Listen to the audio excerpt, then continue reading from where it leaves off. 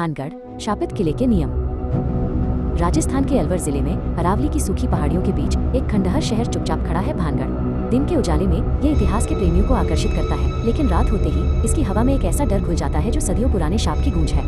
भारतीय पुरातत्व सर्वेक्षण का बोर्ड साफ चेतावनी देता है, सूर्यास्त के बाद और सूर्योदय से पहले प्रवेश वर्जित है। लेकिन कुछ आत्माएं ऐसी होती हैं जिन्हें नियमों की परवाह नहीं होती जब तक कि उन्हें सबक न मिल जाए। अर्नव, एक युवा इतिहासकार और रहस्यवादी, हमेशा से भानगढ़ के रहस्यों से मोहित था। चेतावनी भरे बोर्ड उसे चुनौती देते थे। ये सिर्फ अंधविश्वास है, वो अपने दोस्त साहिल से कहता था। मैं रात में वहां जाकर साबित करूंगा कि कुछ भी नहीं है। साहिल झिझका, लेकिन अर्नव का दृढ़ संकल्प अटल था। सूर्यास्त की लालिमा अभी भी पश्चिम में फैली हुई थी जब वे दोनों किले की अंतिम चौकी से गुपचुप अंदर फिसल गए। रात का अंधेरा तेजी से बढ़ रहा था और किले की विशाल छायाएं उन्हें निगलने लगी थी। हवा में एक अजीब सी ठंडक थी, जैसे सूरज की आखिरी किरणें अपने साथ कुछ गर्म जोशी ले गई हो। किला अंदर से और भी विशाल लगता था। टूटी हुई दीवारें, पुराने मंदिर और उखड़ी हुई हवेलियां एक डरावनी भव्यता के साथ खड़ी थी। जैसे ही वे मुख्य बाजार से गुजरे, अर्नव के कैमरे का फ्लैश कुछ देर के लिए चमका, जिससे दीवारों पर बनी रहस्यमयी आकृतियां क्षण भर के लिए रोशन हो उठी। तुमने सुना? साहिल ने फुसफुसाकर पूछा। उसकी आवाज में डर साफ था। क्या? अर्नव ने अपनी टॉर्च घुमाई।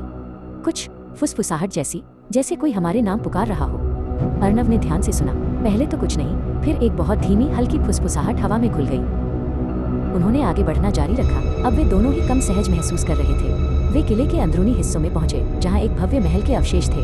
ऊंची दीवारें, टूटी हुई खिड़कियां और अंधेरी बालकनियां भूतिया अंदाज में खड़ी थीं। तभी एक तेज आवाज ने पूरे महल में गूंज पैदा की। ये किसी महिला के जोर से हंसने की आवाज थी, लेकिन उसमें खुशी नहीं बल्कि एक अजीब सी कड़वाहट थी। राजकुमारी रत्नावती, अर्नव फुसफुसाया। ये उसकी आत्मा होनी चाहिए। हंसी तेज हुई और उन्हें लगा कि महल की हवा में कोई अदृश्य उपस्थिति घूम रही है। जैसे ही वे महल के पीछे की ओर बढ़े, उन्हें एक छोटा खंडहर हो चुका मंदिर दिखा। मंदिर के अंदर एक शिवलिंग था, जिसके चारों ओर काले पत्थर के कुछ टुकड़े पड़े थे। तभी मंदिर से एक काली छाया निकली और उनके पास से गुजर गई। ये तांत्रिक सिंघिया का अड्डा है, अर्नव ने कांपते हुए कहा।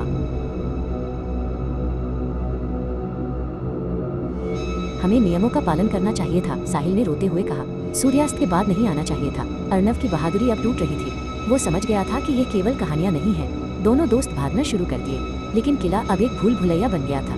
हवा में चीखने और फुसफुसाहट की आवाजें तेज हो रही थीं, जैसे शहर की हर आत्मा जागृत हो गई हो। जैसे ही रात सबसे अंधेरी हुई, उन्हें दूर क्षितिज पर एक हल्की सी रोशनी दिखी। यह सुबह होने का संकेत था।